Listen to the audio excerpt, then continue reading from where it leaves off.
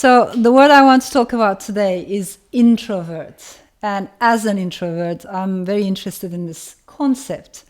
The term comes to us from Latin origins. On the one hand, we have intro, in a way, inside, inward, and vertere, meaning to turn. It has some spiritual connections as well, in the sense that it could refer to contemplation, inward looking thought rather than being focusing on the outside.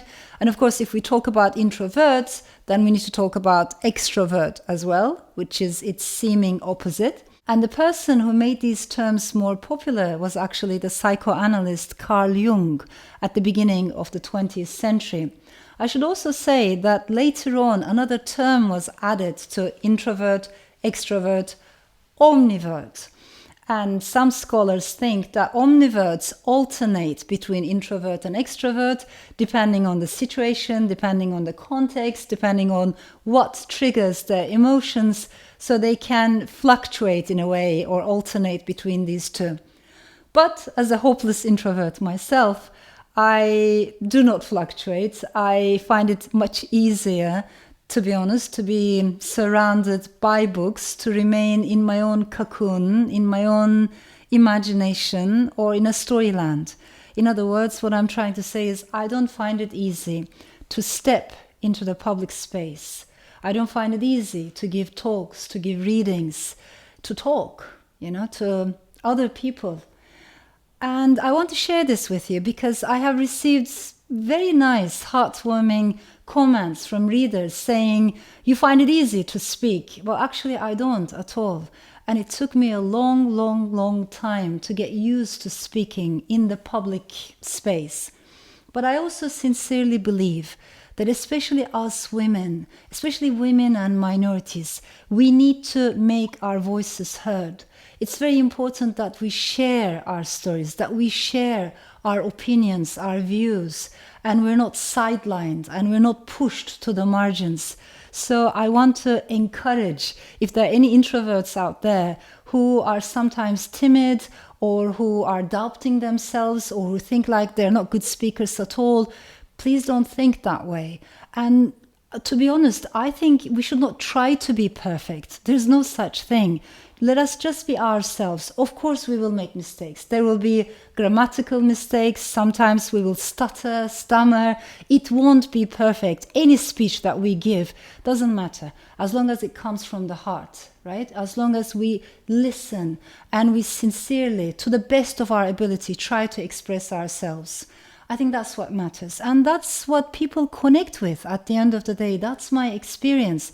Because when I speak and address an audience, I never lose sight of the fact that each and every one of the people in this audience, they're just like me. I'm just like them. We're all human beings. We're like each other. So rather than putting anyone on a pedestal and thinking there's a hierarchy, it's better to realize that we're human beings. Of course, we will make mistakes. We don't have to be perfect, but let us keep speaking our truths. Let us empower each other, and especially let us empower the disempowered. So try to bring the periphery to the center. Try to give more voice to the voiceless. Try to make the invisible more visible. I find all of that very important also as a feminist, not only as a storyteller. I also want to share with you my personal experience. I grew up as an only child, as a lonely child. I was raised by a single mother, a single working mother, and also partly by a grandmother. And I didn't quite know how to socialize, how to express myself amidst other people, especially in more crowded places. That was very difficult for me, and I often thought at the time that everyone else could do it very easily, that there was something wrong with me, that I could never close this gap between myself and the society, that there was a gap there was a void that I would never be able to bridge. But what happened was I kept reading and reading and reading, and books helped me. Books in a way held my hand and they guided me. So I think it's important to find the passion, whatever speaks to our hearts, whether it's music or literature, that is also empowering. I want to share with you a few tips, very small tips. Take it, if it makes sense, just ignore it if it doesn't make sense. But a few tips in the hope that it might perhaps help any introverts out there. I realized over the years that when I'm giving a talk, I move my hands around a lot, gestures. And at the beginning, I thought there was something wrong with that I should be more still. And that was very uncomfortable. But when I let go, I realized actually it is a good thing to use your hand gestures. It is a good thing to have expressions, show your emotions. Do not be afraid of showing your emotions. Unfortunately, we're living in a world that teaches us that emotions are a sign of weakness.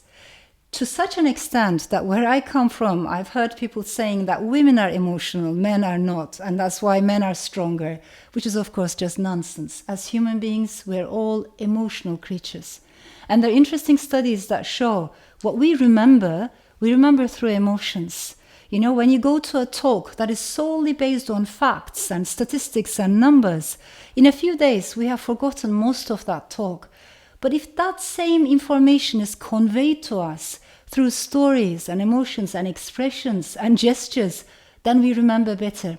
So do not be hesitant about, moving your hands, your face, however it comes to you naturally.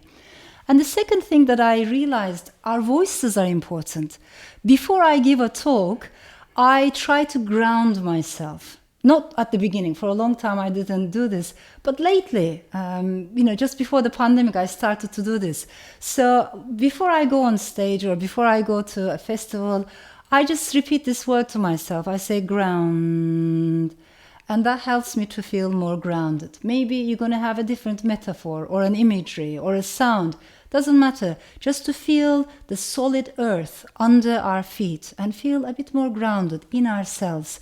I'm sure people who know better than I do have many other techniques to help with this, but this is how I do it. But eventually, I just want to leave you with this thought. Just be yourself. Don't put too much thought into it. Just speak from the heart, and please do not worry about other people's judgments. We women worry about this a lot, understandably, because of the systems we grow up in. Let us not judge each other.